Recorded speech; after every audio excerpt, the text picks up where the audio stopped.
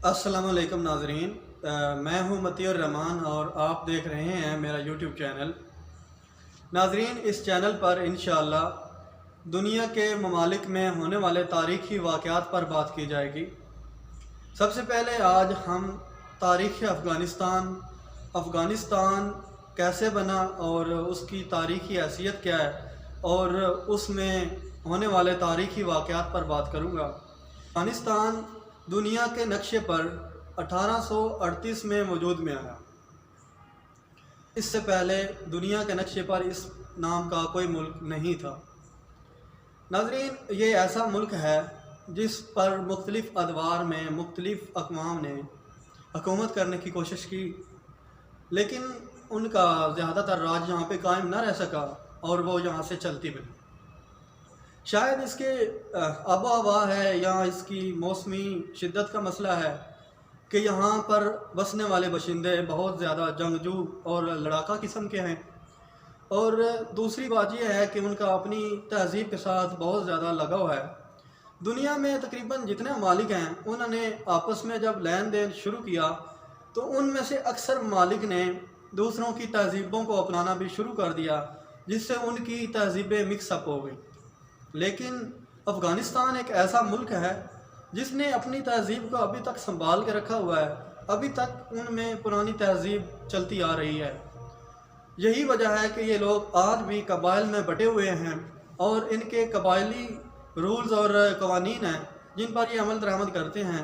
इसी वजह से इन पर कोई दूसरी कौम जो है वो हुकूमत नहीं कर सकी।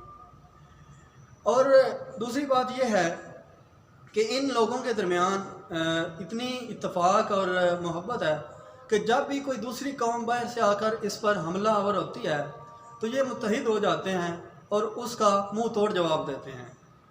और दूसरा ये कि यहाँ मौजूद ये हिंदू का शमालिया और पामीर के जो पहाड़ हैं वो इनको बड़ी सिक्योरिटी फराहम करते हैं, और इनकी सरहदों की हिफाजत ज़्यादातर इन्हीं पहाड़ों की वजह से होती है। कोई भी अगर हमलावर जंगजू इन पहाड़ों को चीरता हुआ आ भी जाता है तो उसमें इतनी सख्त नहीं रहती कि वो इन पर हमलावर हो जाए, क्योंकि पहाड़ों को अबूर करना, ऐसे रास्ते तलाश करना जो बहुत ज़्यादा मुश्किल और तवील होते हैं, वहाँ से गुज़र कर इनके पास इन पर हमलावर होना इतना आसान काम नहीं है।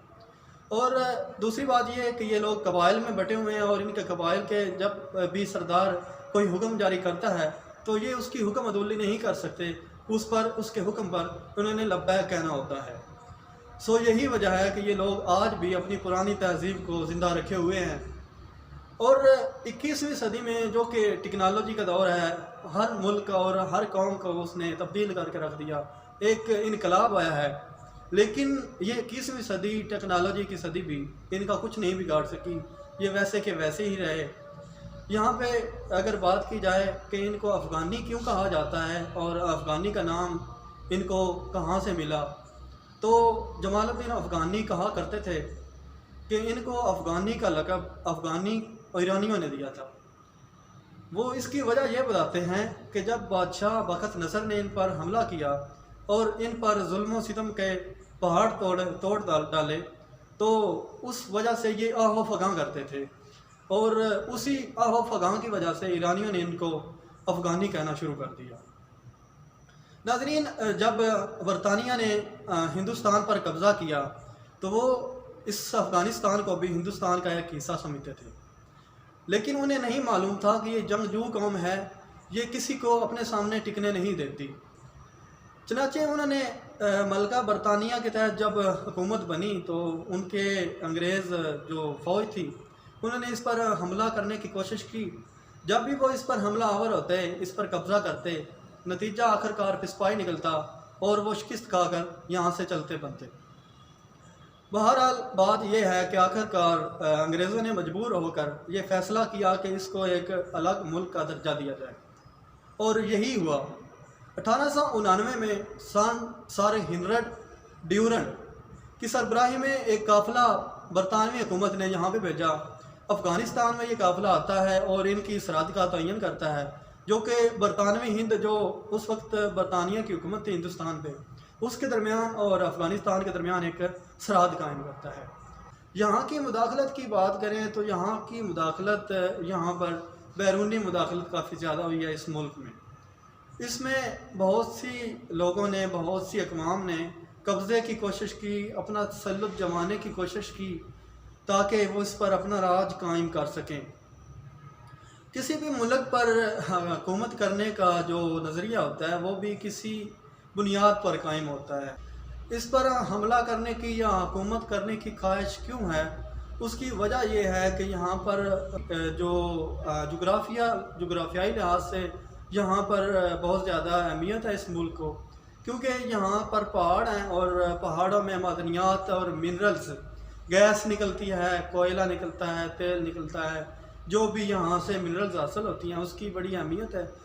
اگر یہ ملک اپنے آپ کو سٹیبل کر لے تو یہ ملک ترقی کی راہوں پر گامزن ہو سکتا ہے، لیکن بدقسمتی یہ ہے کہ یہاں کی اندرونی سیاست اور بیرونی معاملات کی وجہ سے یہ آج تک اپنی معیشت کو کنٹرول نہیں کر سکا اور شروع سے ہی غربت اور پسماندگی کا شکار ہے۔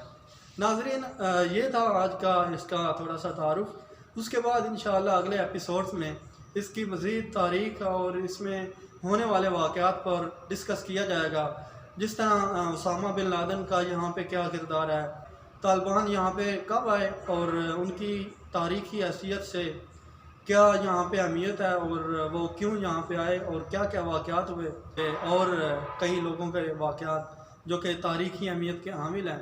انشاءاللہ اس کو ڈسکس کیا جائے گا اور میں کوشش کروں گا کہ اس کی مکمل تاریخ پر بحث کروں۔ آپ نے میرے ساتھ جڑے رہنا ہے، میری ویڈیوز کو دیکھتے رہیے گا۔ نیکسٹ ملتے ہیں۔